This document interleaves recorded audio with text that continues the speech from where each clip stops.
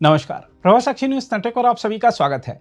कर्नाटक में कांग्रेस ने 2023 के विधानसभा चुनाव में शानदार जीत दर्ज की थी। यह जीत केवल बीजेपी को सत्ता से हटाने तक सीमित नहीं थी, बल्कि इसके साथ ही कांग्रेस ने यह संदेश भी दिया था कि यदि पार्टी एकजुट और ठोस नेतृत्व के साथ मैदान में उतरे तो वह बीजेपी को घेर सकती है।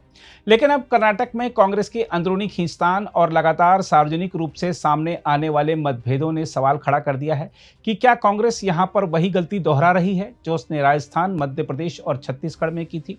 हम आपको याद दिला दें कि राजस्थान में अशोक गहलोत बनाम सचिन पायलट का विवाद कांग्रेस के लिए दीर्घकालिक सिरदर्द बना रहा था। इसी तरह छत्तीसगढ़ में भूपेश बघेल और टीएस सिंहदेव के बीच सत्ता साझेदारी को लेकर विवाद लगातार सामने आता रहा था। ऐसा ही वाकया मध्य प्रदेश में ज्योतिरादित्य सिंधिया और कमलनाथ के बीच देखने को मिला था। ज्योतिरादित्य सिंधिया बीजेपी में चले गए थे, जिससे कमलनाथ की सरकार बीच में ही गिर गई थी। तीनों ही राज्यों में मतभेद पार्टी मंच के बजाय मीडिया में उछलते रहे, जिससे बीजेपी को सत्ता में आने का मौका मिल गया। इसी तरह कर्नाटक में भी देखने को मिल रहा है कि आलाकमान द्वारा समय रहते निर्णायक कदम नहीं उठाने के कारण टकराव बढ़ते जा रहे हैं। हम आपको याद दिला दें कि कर्नाटक में कांग्रेस की जोरदार जीत के बाद से ही यह स्पष्ट था कि सिद्धारमैया और डीके शिवकुमार मुख्यमंत्री पद के दावेदार थे। समझौते के तहत सिद्धारमैया को 5 साल के लिए मुख्यमंत्री बनाया गया, लेकिन शिवकुमार खेमा इसे अंदर ही अंदर चुनौती दे रहा है। कर्नाटक में मंत्रिमंडल विस्तार की बात हो, चाहे प्रशासनिक निर्णयों की बात हो या फिर रणनीतिक घोषणाओं की बात हो, सभी मामलों में दोनों नेताओं के बीच मतभेद लगातार उजागर होते रहते हैं। इसके अलावा कांग्रेस के विधायक और मंत्री भी खुलेआम एक दूसरे के खिलाफ बयानबाजी कर रहे हैं। डीके शिवकुमार के समर्थक अक्सर उन्हें भावी मुख्यमंत्री कहकर प्रचारित करते हैं, जो सिद्धारमैया समर्थकों को असहज करता है और इसके चलते दोनों ओर से बयानबाजी शुरू हो जाती है।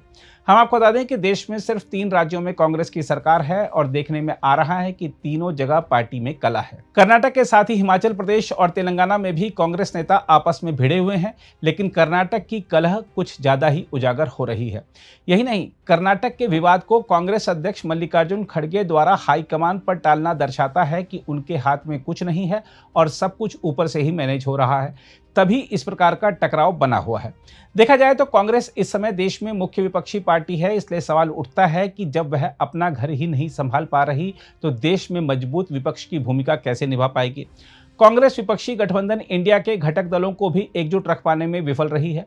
हम आपको यह भी याद दिला दें कि केरल और हरियाणा में पिछले विधानसभा चुनाव में कांग्रेस का सरकार में आना तय माना जा रहा था, लेकिन अपने ही नेताओं के आपसी झगड़ों की बदौलत पार्टी सत्ता से बहुत दूर रह गई थी।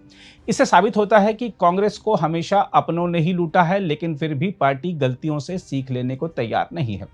उधर कर्नाटक में कांग्रेस के दोनों धुरंधर नेताओं के समीकरणों पर गौर करें तो आपको बता दें कि अत्यंत पिछड़े कुर्बा समुदाय से आने वाले मुख्यमंत्री सिद्धारमैया बड़े जनाधार वाले नेता हैं।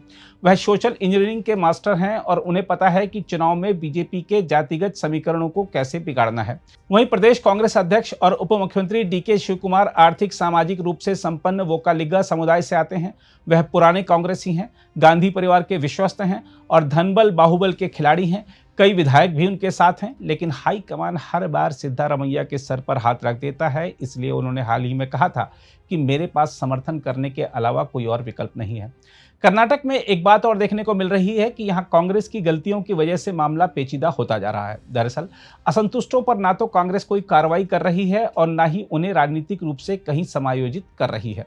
ऐसे में विधायकों का धैर्य जवाब दे रहा है। कर्नाटक में स्थिति यह है कि सत्तारूढ़ दल का हर विधायक मुख्यमंत्री बनना चाहता है, इसलिए भी पार्टी के लिए हालात को संभालना मुश्किल होता जा रहा है। इसके अलावा कर्नाटक में कांग्रेस की गारंटी योजनाएं चुनाव जिताने में तो सहायक रहीं, लेकिन अब उनके क्रियान्वयन में वित्तीय संकट और प्रशासनिक गड़बड़ियां भी सामने आ रही हैं। सत्तारूढ़ दल के विधायक ही कह रहे हैं कि हमें हमारे क्षेत्र के विकास के लिए फंड नहीं मिल रहा है। इस सब स्थिति के बीच बीजेपी चुपचाप कर्नाटक में खुद को मजबूत करने और सामाजिक समीकरणों को सहेजने में लगी है, ताकि आगामी विधानसभा और लोकसभा चुनाव में अपना प्रदर्शन सुधारा जा सके। बहरहाल कर्नाटक की राजनीति में अक्सर नए नाटक होते रहते हैं, इसलिए देखना होगा कि फिलहाल विधायकों से बातचीत के बाद कांग्रेस ने राज्य में ऑल इज वेल का जो दावा किया है, वह स्थिति कब तक बनी रहती है। अगर आप भी लेना चाहते हैं देश दुनिया की तमाम जानकारी तो आज ही सब्सक्राइब करें हमारे चैनल को। साथ ही नीचे दिए बेल आइकन को जरूर दबाएं ताकि हर अपडेट आप तक पहुंच सके।